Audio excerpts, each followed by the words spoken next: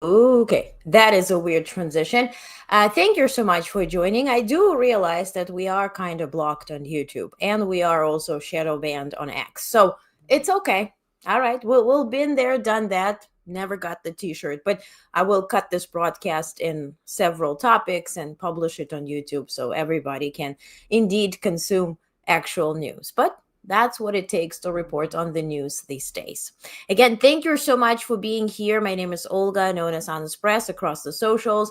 Welcome back. Today, naturally, we're going to talk about national and global news. We're going to connect the dots. We're going to follow the money. We're going to talk about all those awkward moments that did happen yesterday and certainly today. But before we begin, of course, today is Veterans Day. And my message is that today we are. I'm encouraging you to pause and honor the courage, service, and sacrifice, of course, of our Americans and our heroes, our veterans, from those who served in the past conflicts to the men and women currently in uniform. Veterans Day, of course, reminds us of the extraordinary commitment required to protect and uphold the freedoms we often take for granted. Of course, your dedication and sacrifices and those made by your families remain a cornerstone of our strength and our democracy. So please say a prayer if you're a prayer person. If you are coming from a military family, or perhaps you are yourself are serving or have served, know that we are grateful for you and we're thankful for you. And I also want to add that we also apologize for everything that does happen these days. And, main thing what we can do is vote. And so if you've done the right thing, maybe you feel a little bit better today. But certainly we are, of course, still in the government shutdown. Our troops in Germany are not being paid. They were paid by Germany last month, and this month they're not being paid. And the Department of State is encouraging our troops in Germany to visit local food banks. And this is just the reality. Yes, 8 people bent over, and the Senate approved this, or they finally got those 60 votes to move on and move away from the government shutdown. For that, they got a pinky swear to have a vote on the ACA, Affordable Care Act, by the second week of December, which certainly looks like it's not going to pass. And if so, will be then vetoed by Trump, because ultimately it all ends with him and any president of the United States signing the policy and anything that the House and Senate agrees right in the Oval Office. So the House is back. They have been on vacation, so to speak, for 53 days. They're back in Washington, D.C., and they will be voting tomorrow on whether the shutdown will be over or not. But still, what does happen is we have to talk about the FAA and their orders to close the skies, essentially, right? So by now they have reduced the air traffic by 6%. And this is concerning 40 major hubs.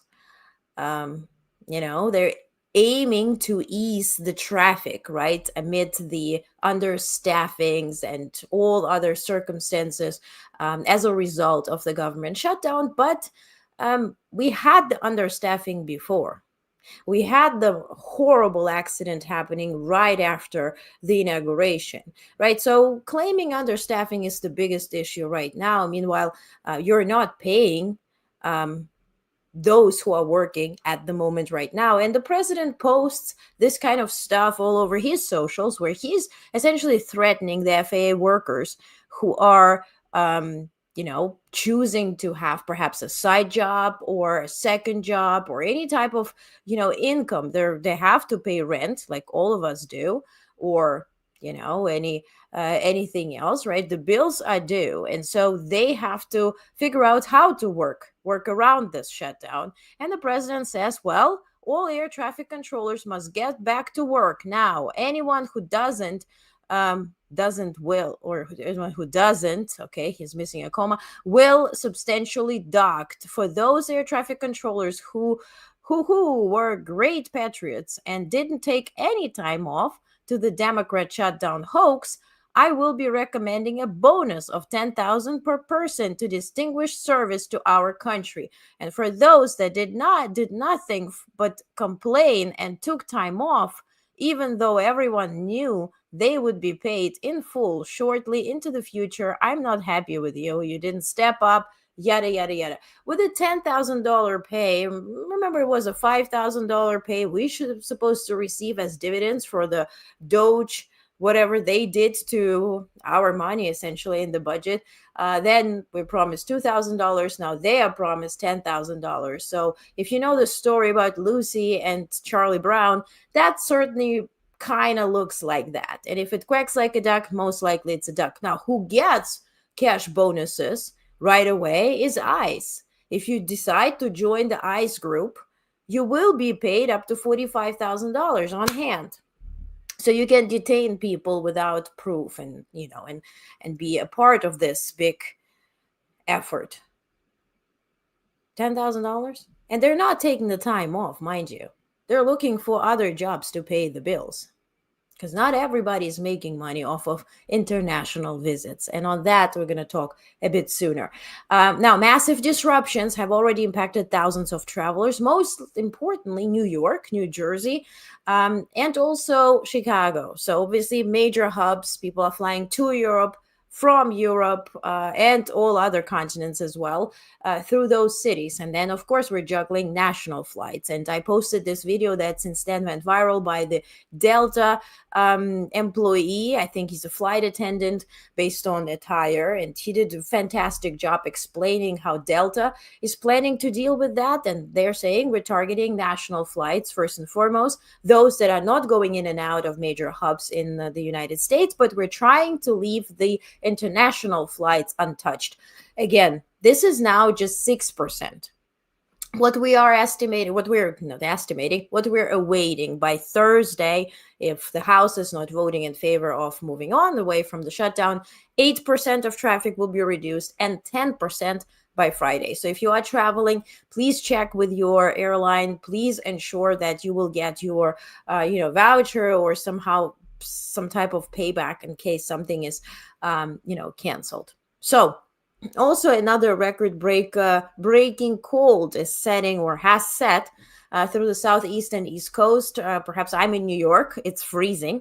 Yesterday I ran out, thinking, fall. No, it was winter. And in fact, we had our first snowfall this morning in Manhattan. So some southeastern U.S. cities may see their coldest early November temperatures in decades. For instance, yesterday, a foot of snow was seen in Great Lakes, snarling travel and closing business. Today, record lows are expected and happened in Alabama, Mississippi, Georgia, and Carolinas, Southeast Louisiana, and Florida.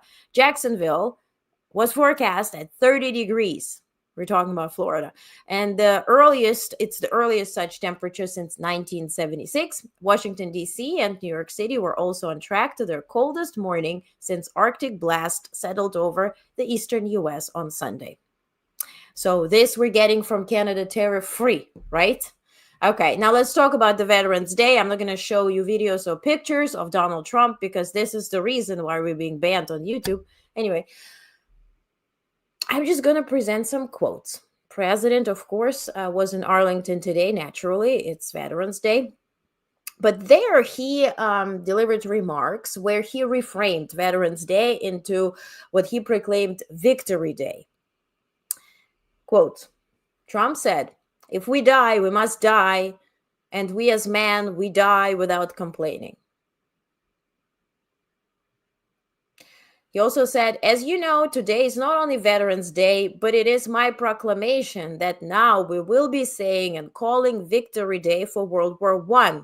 I watched Russia celebrating Victory Day, World War II. I said we have to have a Victory Day." If you do have a toddler, you probably are better equipped to understand this. Also, we won World War I, we won World War II, we won everything in between, we won everything that came before. Then we brilliantly decided to change the name of this great thing. He's referring to Department of Defense. Great thing.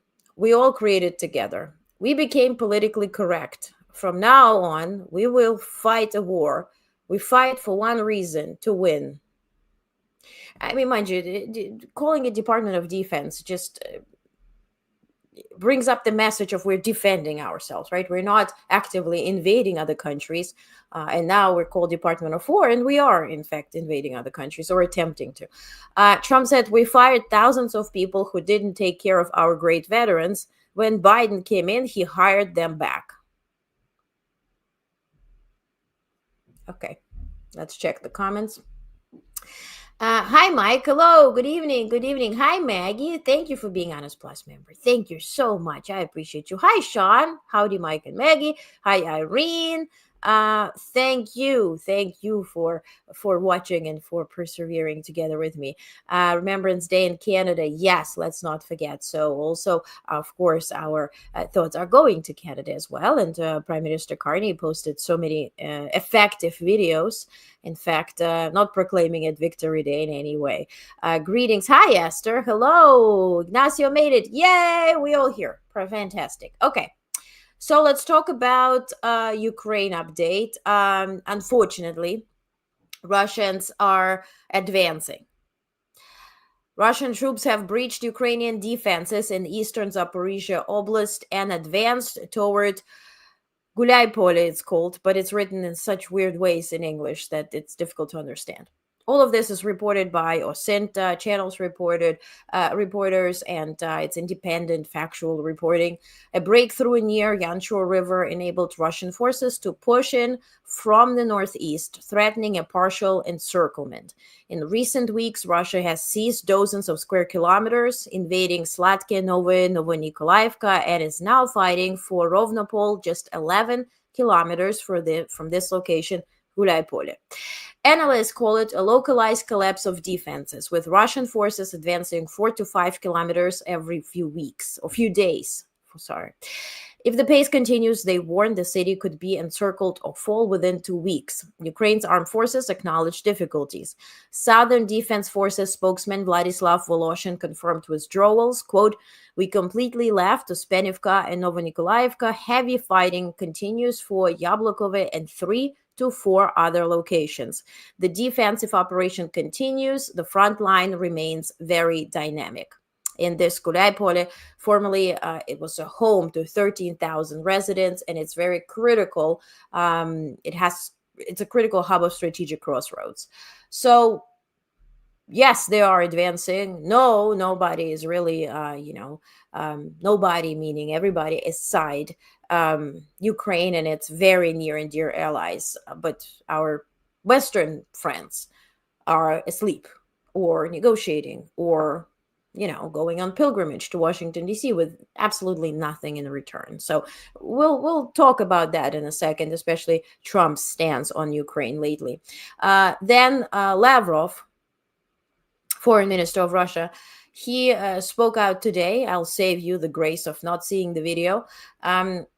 He once again made clear that Moscow's position is unmistakably clear. Russia will not end its war against Ukraine unless Kiev accepts full capitulation on Russia's terms. So now we're not talking about Donetsk and Donbass and right where they want to seize this so-called bread basket and enlarge the percentage of everything they sell, right? Because currently, we did the deep dive on Shadow Fleet, 20% of all the produce and whatever they sell is coming from the stolen territories in Ukraine. No, now they're interested in full capitulation. And why wouldn't they? Nobody's pressing them. Nobody's threatening them. They fly drones, they fly planes, they fly balloons into European airspace. They see there is nothing coming as a resistance. They see that those sanctions are actually allowing Russia and their partners in their sovereign fund to buy off the shares of Rosneft and Lukoil. Lukoil is now also coming into Iraq instead of the area that is under sanctions. So why would you not do it, right? So, in detailed statement outlining what Kremlin calls its essential conditions for any settlement, Lavrov reiterated demands that go far beyond territorial concessions. They amount to a blueprint to Ukrainian political, military, and cultural surrender, and confirm what analysts have long warned: Russia has no interest in negotiating peace. So, what is he asking for? First, demilitarization of Ukraine, meaning there will be no soldiers, there will be no equipment. But I'm Ukrainian-born US citizen. I've been there, done that. As I mentioned, we never get a t-shirt. But we know that this will lead to what has been already reported on, at least I reported on that a week ago, that Russia is mobilizing Ukrainians in occupied territories to fight on behalf of Russia. So this demilitarization will be done by Russia, where they take those soldiers, they take the military equipment and claim it theirs. It's not going to be kumbaya. So I guarantee Lavrov demands that Ukraine will never join NATO. Removal of all threats to Russia. And here I want to pause a little bit because the biggest threat to Russia is Putin, because he solely, right, is to blame, so to speak, for enlarging NATO. Finland and Sweden never wanted to join NATO until Putin made a necessity out of it, right? So Lavrov and Russia is demanding protection of Russian-speaking people. I'm a Russian-speaking person. Do you think I need Lavrov's protection and Putin's protection? And the Ukrainian Orthodox Church that is run by FSB agents. And the Kremlin's ideological demand, denazification. And here I want to present a quote from Lavrov, because this is very rich. He says, "This is not something we have invented. Germany went through a process of denazification and repentance. Unfortunately, today, perhaps even starting with Germany itself, we feel that this repentance has come to mean very little." As I mentioned many times, the biggest problem with Russia is that Soviet Union and the army has never faced its own Nuremberg trials. Soviet-era crimes, public accounting for catastrophes of Chechnya, Georgia, Syria, now Ukraine. Now Ukraine, meaning since 2014.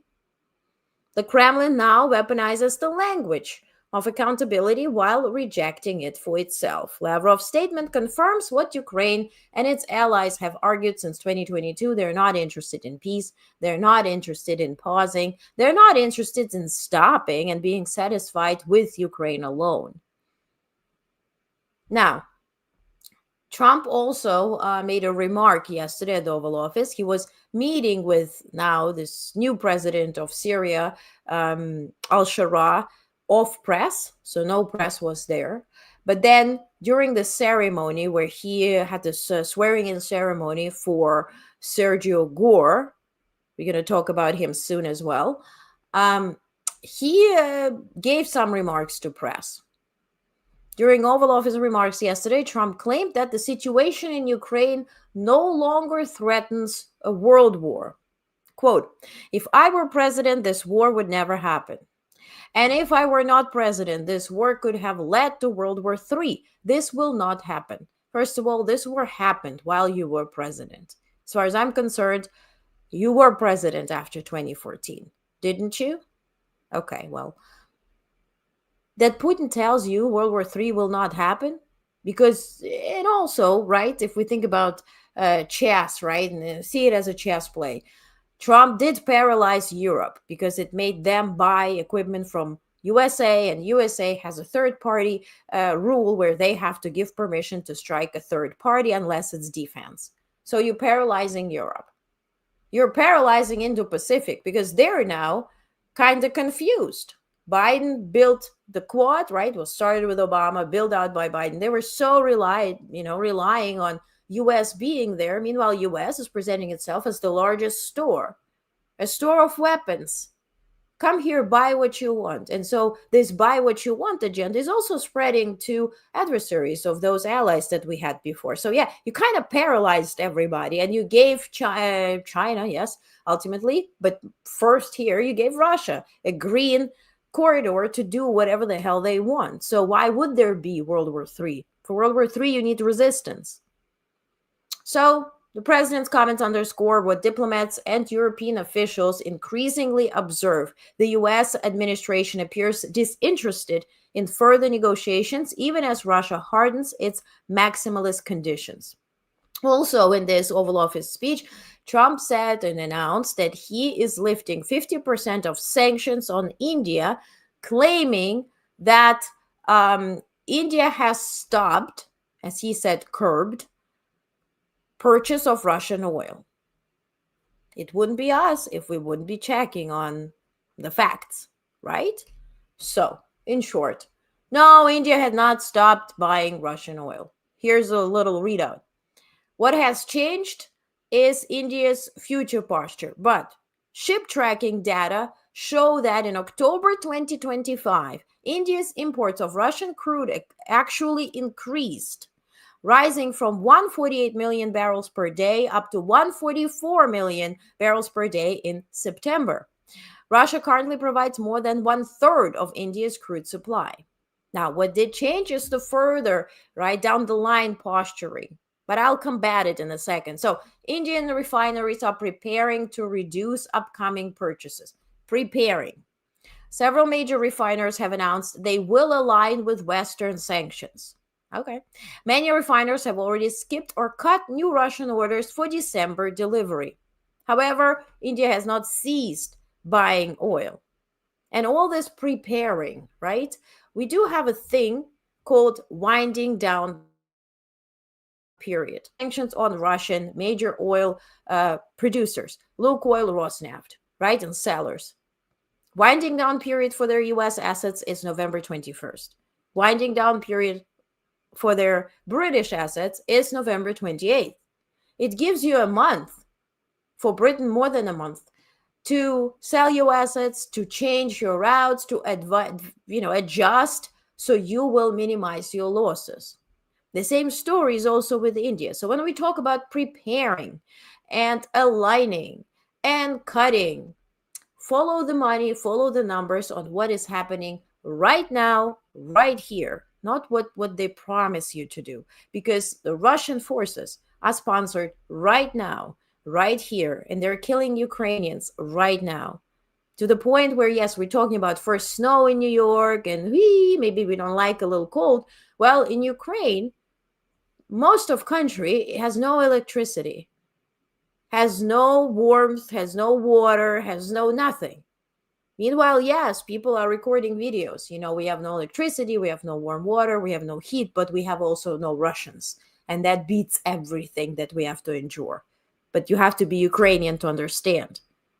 And nothing is comfortable here. So there's a larger pattern, right? So Lavrov's statement combined with Trump's dismissal of the world war risks and his inaccurate assertion about India highlights broader dynamic, right? So Russia sees no real pushback from United States, shielded diplomatically and economically by China, and also is relying on direct partners like North Korea, Iran, and Venezuela.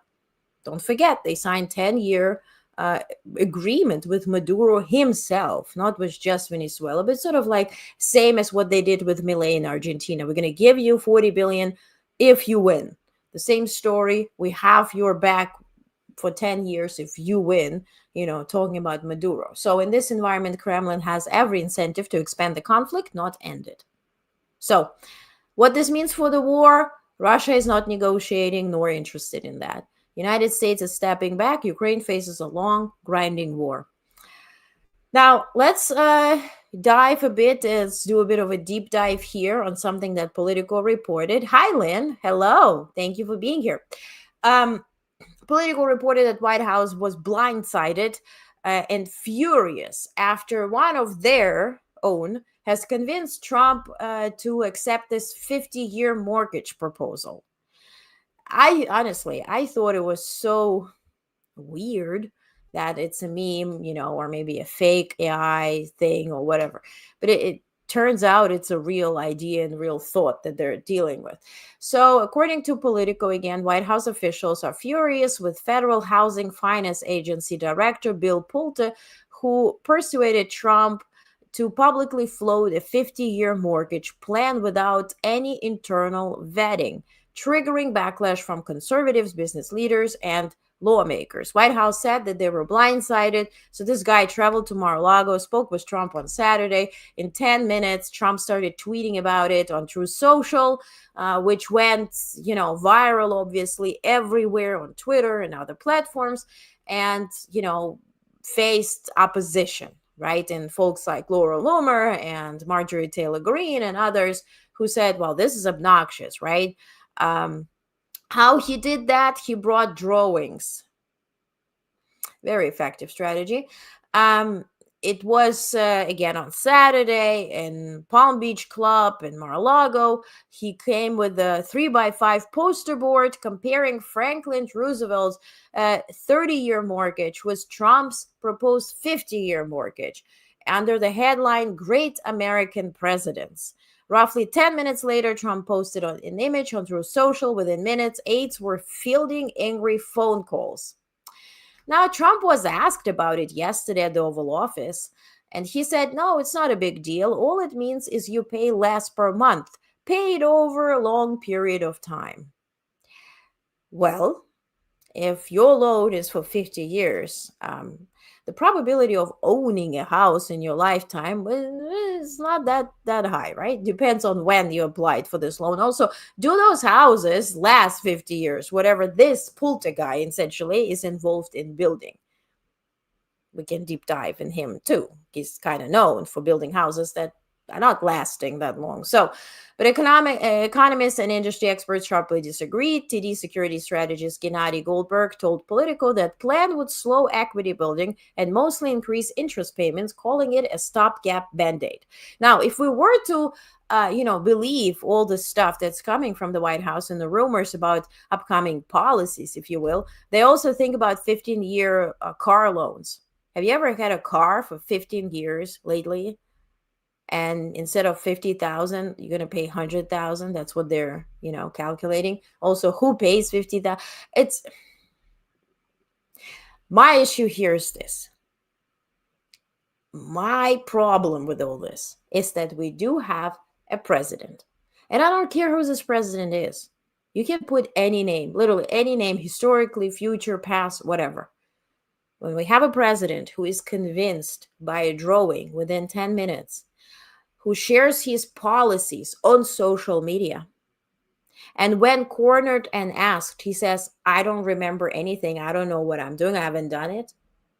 That is the problem. Not the folks who are bringing up bad ideas.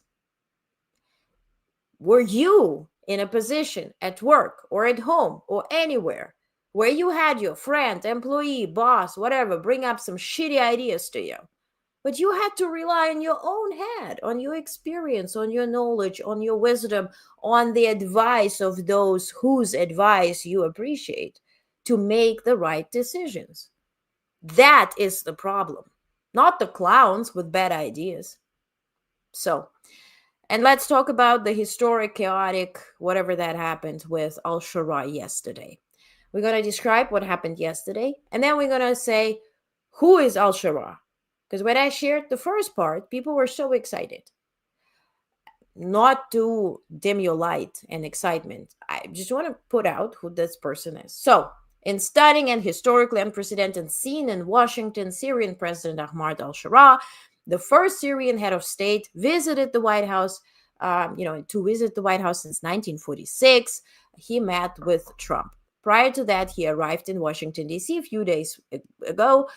He played literally basketball. I posted videos of it with the head of CENTCOM that is operating in Syria, that was actually in charge of detaining Al-Sharaa, who had a $10 million bond, right, on him. So the meeting, cloaked in secrecy, with no press access, went down in any type of way. We don't know. There's no readout. There is no transcript. There is no Q&A. There is no statement. There is nothing. All we know is actually from, Syrian media and Turkish state media. Why Turkish state media? I'll explain soon. Now, first, stunningly, right? Al-Sharaa's big swift from insurgent commander to internationally recognized president has raised questions in Washington, D.C. He was welcomed by a cheering crowd of Syrian supporters in front of the White House. He went into Oval Office, where things were more unusual. First of all, he was sitting next to J.D. Vance in front of Trump, who was sitting behind the desk with Coke Zero, placed in one of the drawers that he's allegedly, now according to videos and pictures, is using as his personal, I don't know what. So, and then there was another photo where he was posing together with Trump, standing right next to him, as you see here, right? I'll keep it up for a second. Actually, no. Let's talk about that before Al-Sharaa was meeting Putin in Kremlin. Let's get into that, right? Maybe it's a refresher for some who missed out on this. So it was a critical diplomatic step, right? Given Russia's long-standing role in Syrian conflict, supporting, of course, Assad, granting him political asylum, right? Saving him from people who were rightfully so aiming to, right, get rid of him, to put it this way. So Russian and regional reporting indicated that the Kremlin emphasized its interest in preserving strategic military assets in Syria, including, of course, and we discussed it earlier, Tartus naval facility and Kemenim air base. Those are very essential for Russia to maintain a foothold in the region and also use as a hub, right, on the way to Africa, where they also do exercise some type of influence with Wagner Group specifically. So these bases are essential. And Putin said, and I showed you videos and quotes, that he will be supporting the new regime. He will be there for them. He really wants those bases. Al-Sharaa asked him to get Assad so he can be persecuted at home in Syria. Importantly, Al-Sharaa did not mention the basis in his own public remarks after the meeting. His comments focused instead on the need for transitional justice, accountability for war-era crimes, and the return of individuals wanted by Syrian courts, including Bashar al-Assad, who remains in Russia. This stance subtly but clearly diverges from Moscow's long-standing protection of Assad and introduces uncertainty regarding Russia's long-term military posture inside Syria. And I mentioned we hear from Turkish state media. Why do you think we do that? Because of this. So, Turkish Foreign Minister Hakan Fidan, right, was also at the White House the same day. He was officially meeting with Marco Rubio, who is all smiles on this picture. But according to Turkish outlets, quote, Turkish Foreign Minister Fidan today at the White House met with J.D. Vance, Rubio, Witkoff, and Barak discussing Syria, Ukraine, and Gaza peace process. And now pay attention. Fidan also dropped in Sharaa-Trump meeting. I don't think you have to work at the White House or be in White House press poll or anywhere near to understand that those meetings are not happening on the basis of dropping by.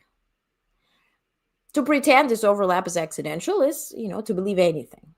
Turkey's deep security and political interests in Syria are well known, their neighbors. What remains unexplained is why these discussions reportedly involved Ukraine without Ukraine present. So, as a result, then we get an email last night, saying that US is dropping sanctions on Syria in order to support economic recovery and future prosperity. Okay. Then Al-Sharaa goes on Fox News. And here are some quotes. He was asked to comment on the 9/11, right? Essentially, what does he condemn? Does he regret Al-Qaeda carrying out the 9/11 attacks? To which he says, quote, "I was only 19 years old. I had no decision-making power, and Al-Qaeda was not present in my area, so you're speaking to the wrong person about this subject. We mourn every civilian that got killed." On Russia's role in Syria's war and the fate of Bashar al-Assad, Sharaa said, quote, "Russia has participated in one way or another in the war against the people of Syria. Those who are wanted should be surrendered to Syria, including Bashar al-Assad. Justice must prevail." He added that Syria has established a traditional justice commission to handle accountability for war crimes. He also, and this is a big announcement by the White House, that Al-Sharaa signed an agreement to fight ISIS. He joined the coalition that is fighting ISIS. Keep this in mind, because let's talk about who the heck is Ahmed Al-Sharaa, okay? Facts. Ahmed Al-Sharaa, initially, his name is Abu Muhammad Al-Julani, is not simply a Syrian rebel commander. He's one of the most consequential militia leaders of the Syrian war. He led Jabhat al-Nusra, Al-Qaeda's official branch in Syria. He helped lay the foundations of the insurgent infrastructure from which ISIS later emerged. Before breaking with al-Baghdadi, this breakup was not because they had a fight. It was very strategic, right, to break off and go in different directions. So his forces established an authoritarian security apparatus in Idlib with documented cases of torture, arbitrary detention, and targeted killings. The US government maintained a most wanted listing for him for nearly a decade, with a bounty under the Rewards for Justice program. American civilians and humanitarian workers were among those targeted by factions he commanded or enabled. While Al-Sharaa later attempted to rebrand his movement, calling it HTS, as a local governance entity, major human rights organizations continued to document systemic abuses under his administration. This history makes Trump's personal warmth toward him particularly startling. So, normalization of a former Al-Qaeda leader would mean ignoring U.S. intelligence agencies, Department of State, counterterrorism experts, human rights investigations, and Syria-focused think tanks. In fact, Trump administration demanded that, and I had a readout yesterday, that someone who led the operation in Syria lost both of his legs to meet with Al-Sharaa yesterday and to shake hands and to say, "You're not enemies anymore." And I presented a full readout of what he had to say yesterday. And to say the least, he was skeptical. So to many analysts, the Oval Office signaled remarks where Trump called him a great leader.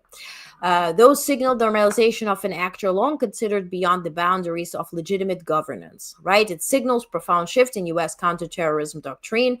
It risks alienating U.S. allies, and it erases the experiences of victims, right? A strong leader for many, this is a betrayal, right? Especially for families. And today is Veterans Day. Families of those who died fighting in Syria or got injured,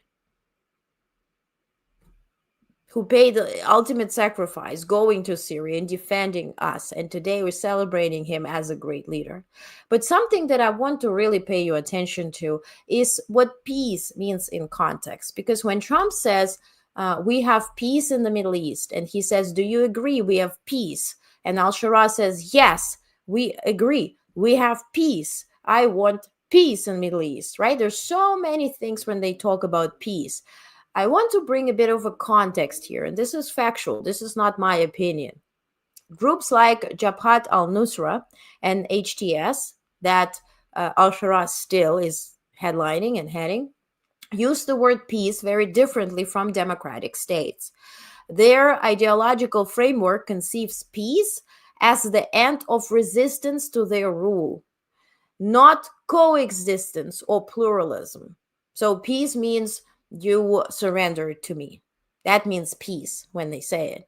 Thus, and we're not talking about the Muslim community. We're talking especially for this Jabhat al-Nusra, HTS, and jihadis, essentially, right?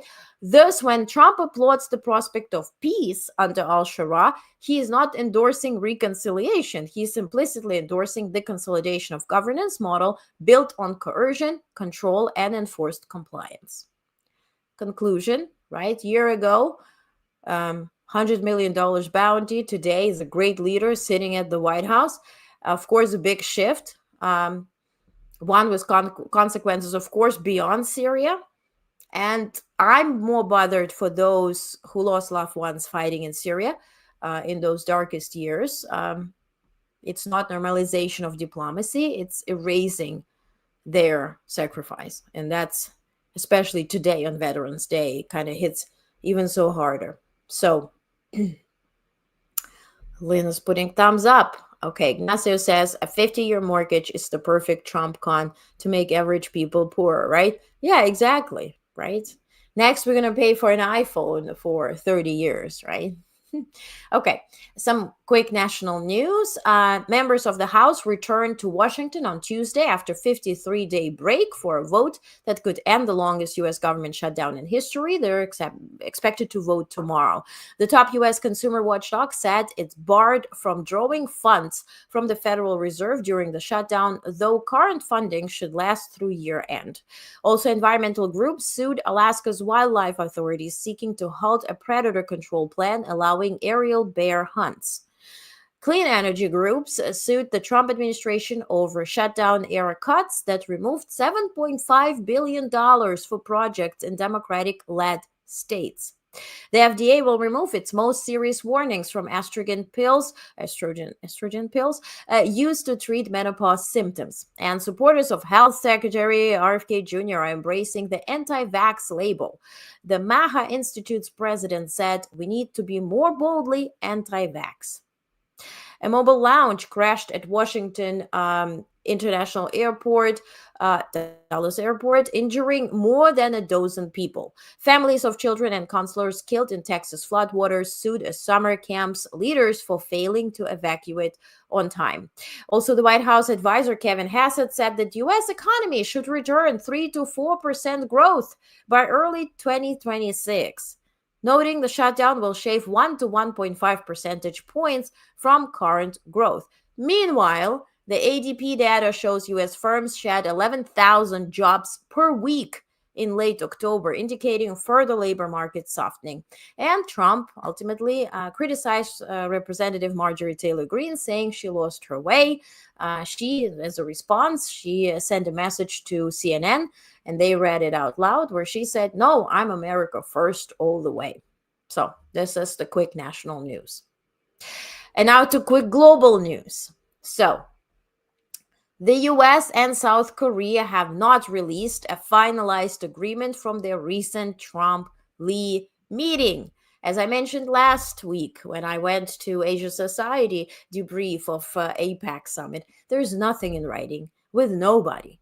So, British commentator Sami Hamdi, detained by U.S. immigration authorities, is expected to be released. Also, International Labor Organization has frozen the appointment of Trump-backed deputy chief nominee over concerns of U.S. influence. Odessa in Ukraine is under massive drone attack as we speak, with explosions and fires reported. Zelensky said Ukraine will strike at Russia every day. Trump is demanding also removal of references to Ukraine's territorial integrity from UN resolution. This is the country that signed to protect Ukraine's integrity in 1992. China's Hongyi Bridge collapsed due to landslide-induced mountain deformation. No casualties due to preemptive traffic control were reported, but it looks truly impressive. So let's take a look.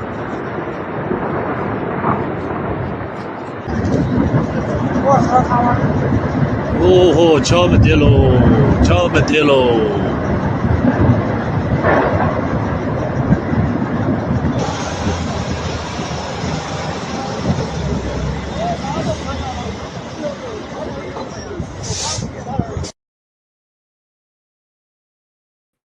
And Budapest happened 1994. I said 1992. Please forgive me. Now, Erdogan, the leader of Turkey, confirmed, and it was kind of chaotic because he was in the press meeting and he was answering questions. And during that meeting, he got this notice and he read it out loud that the Turkish C-130 crashed near Georgia-Azerbaijan border. The U.S. also struck 2 more suspected drug smuggling boats in the Pacific. 6 were killed. Death toll now is 76 people. The Jared Ford carrier group has moved into Latin America, escalating tensions with Venezuela. And meanwhile, breaking news from the UK. Take a look. A breaking news exclusive now coming into the Situation Room. Watch this. The United Kingdom is suspending, listen to this, suspending some of its intelligence sharing with the U.S. because of the Trump administration's strikes against alleged drug boats in the Caribbean. We are joined. They called those strikes illegal. Now, NATO Deputy Secretary General Radmila Shekarinska will travel to Helsinki for Nordefco, the NATO Arctic Space Forum. Iraqis are voting for a new parliament and closely watched election today. And car explosion near New Delhi metro station killed at least 8. Authorities are investigating possible terrorism. And yesterday, I reported and everybody spoke about the head of BBC and the head of BBC News resigning, so to speak, or asked to resign. Trump celebrated it. White House celebrated it. Now it turns out that Trump has threatened to sue the BBC for $1 billion over an edited clip in a January 6 documentary. Now, BBC outgoing chief urged journalists to stay firm amid Trump's lawsuit threat. France's ex-president, Nicolas Sarkozy, was granted conditional release less than a month into a 5-year sentence. And in Russia, here what it is. What are we looking at? Mobile internet in St. Petersburg, population 5.6 million people, by the way, has been shut down with widespread failures impacting messaging apps, websites, banking, deliveries, and ride-hailing. Only the state platform Gosuslugi continues to operate reliably. They literally shut down every single page, every single app, but they left only one app and one page is Gosuslugi. That's where you can pay your rent, electricity, and all other bills. Operators claim the outages are related to security measures, though no drone threat alerts were issued, and disruptions were also reported in Sochi, Tula, Voronezh, Ryazan, Krasnodar, Saratov, Nizhny Novgorod, and Ufa. So COP30 opened in Belém amid record heat. It's the world's largest climate summit. U.S. did not send any delegation. It opened in Brazil, gathering representatives from more than 190 countries for 2 weeks of negotiations of arresting catastrophic climate change. Last year was the hottest on record, capping a decade of unprecedented warming and extreme weather. Trump administration is not sending a high-level delegation, counting on pattern of climate disengagement that began with the U.S. withdrawal from the Paris Agreement. And lastly, Bolivia's new center-right president, Rodrigo Paz, has granted Starlink an operating license and moved to encourage U.S. tourism and investment. U.S. Deputy Secretary of State Christopher Landau attended this inauguration and said the country is entering a new era after nearly 20 years of left-wing rule. And here are some awkward moments, if you will. Yesterday, I mentioned that Sergio Gore has been sworn in as the next ambassador to India. Sergio Gore, whose actual name is Sergei Gorokhovsky, was also supported by Erika Kirk, who delivered this interesting message. Charlie loved you. It's hard not to get emotional because I know that he would have been the first phone call when he found out that you were going to be taking this position, and the way. Okay. Also, another exchange, I save you the clip. Dr. Oz was asked on television, what would Trump care look like? To that, he said, quote, well, these are all ideas that we're still working on. It's a still concept. They already won the elections, already almost 1 year in. We're still at the concept stage. And ultimately, as a humorous ending here, Russia has a much hyped humanoid AI robot that was presented on stage. It's AI robot. Yes?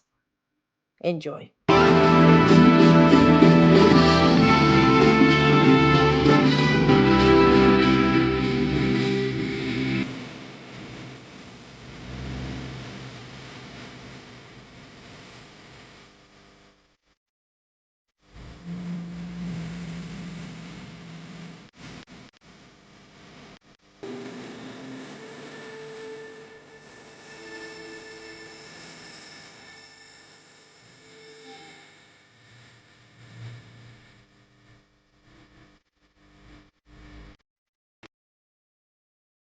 From Russia with love. Now we're here from New York with love. Thank you for being here. Please read actual news. Your newsletter, again, it has absolutely no paywall. We always are grateful for your support. Please join Onest Plus. This is a community where we meet Fridays for deep dives. Those who are part of it can share their experience. And also last Friday of the month, we're meeting on Zoom for any off-the-record exchange, Q&A, and whatnot. Last meeting lasted 2.5 hours, but it doesn't have to be this long, but it's always fun. So if you're looking for like-minded community, please join Honest Plus, and please read actual news. Please like this, share this, comment, and subscribe, right? That's the last thing everybody asks for. Okay, so again, thank you for being here. Thanks for the drunk AI robot video. Yeah, Ignacio, yes, Russia. Yes, thank you, Lynn, and thank you, everyone, for watching today. Please keep your head on a swivel. Stay positive, because when you're positive and upbeat, that's when we can bring change. And if you haven't noticed, we need a hell of a lot of change here. Okay, so keep your head on a swivel. Stay safe. I see you tomorrow. I always say 5 p.m., but it always manifests at 6 p.m. So let's agree on 6 p.m. No, right? That's a good idea. I think it's fair. So see you tomorrow. Have a safe night.